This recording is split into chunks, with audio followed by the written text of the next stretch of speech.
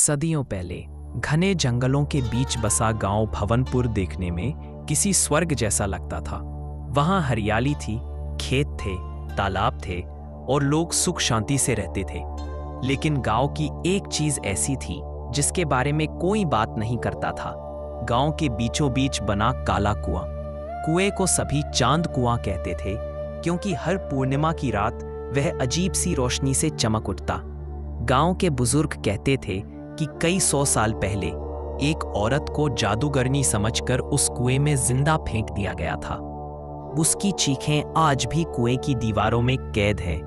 मरते समय उसने कसम खाई थी, इस गांव का कोई भी इंसान चैन से नहीं जी पाएगा। जब जब पूर्णिमा आएगी मेरी प्यास खून से बुझेगी। धीरे धीरे गांव में अनहोनी घटने लगी। कभी किसी किसान की लाश खेत में खून से लथपथ मिलती, कभी किसी घर का दरवाजा रात में अपने आप खुल जाता और अंदर से कोई गायब हो जाता। कभी लोगों ने कहा कि कुएं से रोने की आवाजें आती हैं, कभी हंसी की गूंज। गांव के लोग डर के मारे शाम ढलते ही घर में बंद हो जाते। लेकिन शाप का असर इतना गहरा था कि कोई भी सुरक्षित नहीं था। गांव में अर्जुन नाम का एक नौजवान भी रहता था। वह बहादुर था, पर नासमझ भी। उसे ये सब बातें अंधविश्वास लगती थी। उसने बुजुर्गों से कहा, अगर ये औरत सचमुच जादूगरनी है तो मैं ही उसका सामना करूंगा।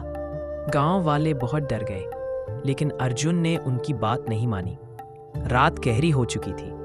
आसमान में चांद पूरा था और हवा अजीब तरह से ठंडी। अर्जुन ने अपनी लालटेन जलाई और कुएं के पास बैठ गया। धीरे धीरे सन्नाटा और गहरा हो गया। अचानक उसे अपने पीछे से अपनी माँ की आवाज सुनाई दी, अर्जुन बेटा इधर आ। वह कांप गया। उसे याद आया कि उसकी माँ तो घर में बंद है। फिर यह आवाज किसकी थी? जैसे ही वह पीछे मुड़ा, अंधेरे में एक परछाई खड़ी थी। लंबे बाल, गीले कपड़े, आंखें लाल और चेहरे पर डरावनी मुस्कान। उस औरत ने पानी टपकती उंगली से कुएं की ओर इशारा किया और बोली, तेरा खून मेरी प्यास बुझाएगा। अर्जुन ने भागने की कोशिश की, लेकिन उसके पैरों के नीचे की मिट्टी जैसे दलदल में बदल गई।